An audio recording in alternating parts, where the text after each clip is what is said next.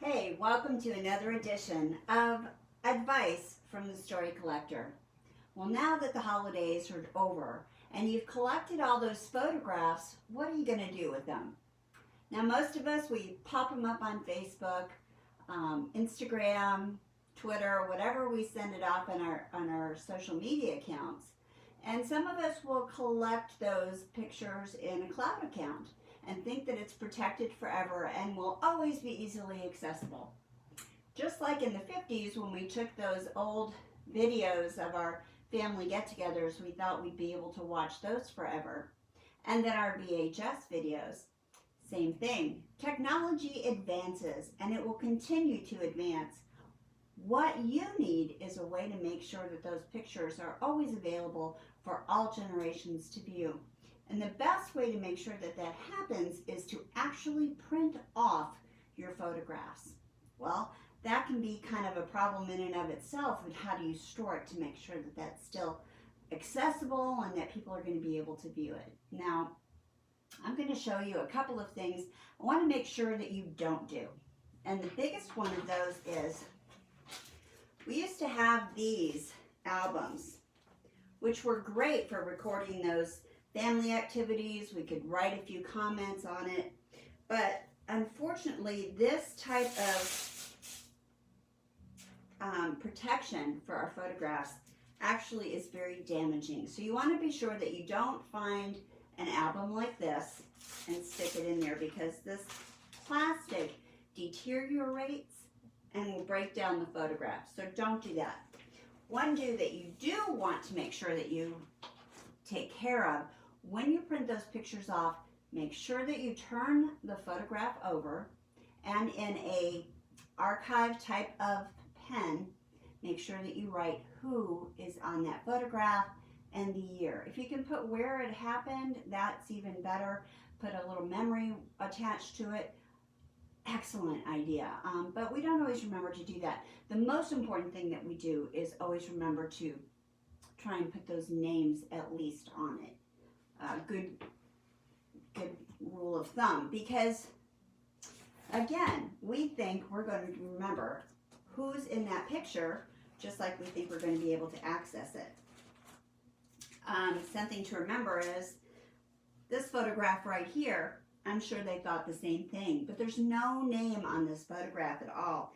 And we believe we have the right names, but we don't know for sure. And everybody who was alive in the lifetime of this person is now gone. So this picture, while we know it's a family member, we don't know how we relate to them at all. So here's some of the other things that I recommend to you. One idea, if you're going to do a cloud type situation, is a website like MyHeritage, Ancestry.com, or even my favorite, of course, FamilySearch.org, which is free. And you start your family tree and upload some of those pictures. There's some fun activities that we'll go over in another video. But it's a facial recognition activity so that you can find these pictures like this, do a facial recognition game, and see who they might be or who in the family looks like them. This is my favorite thing to do. Now, this was done on a software that went along with my computer. It was a little bit more pricey than I normally would do, but the graphics in it are bright, bold. I can put lots of pictures with it. You can see the color's really great. And we were able to take pictures of different documents or actually add in memory moments, either written by my husband or myself, that we could include. And these are great. So my family can actually take the trip with us years to come, because the color is so bright and this will last more than a lifetime. If this isn't something that you want to do, and let me tell you that there are cheap ways to do this through different drugstores, Walmart, places like that.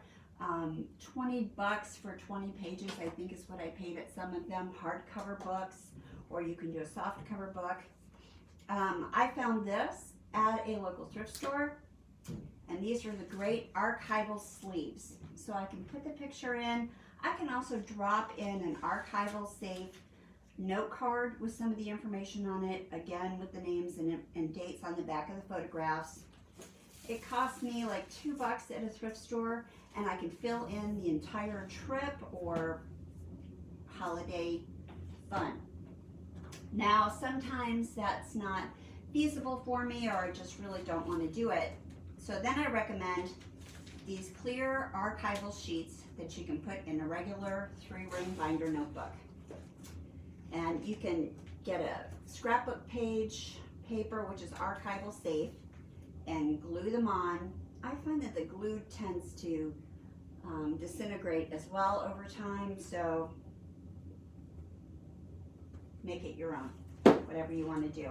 That's a few suggestions for you on what to do with those pictures, but whatever you do, find a way to have fun with it and save them for family generations to view for years. My last tip for you to do is take your time to gather some of those photos in a program such as PowerPoint or a photos program that you can get for your Mac, different things of that nature, and upload them all to a zip drive or a flash drive, and create a musical background to it and share it in the future. The stories will pop out at you at your next gathering if you can share those photos with others who either weren't there or haven't been around for a while, and get new and different stories each and every time you show it. So have fun, collect those stories. We'll see you next time.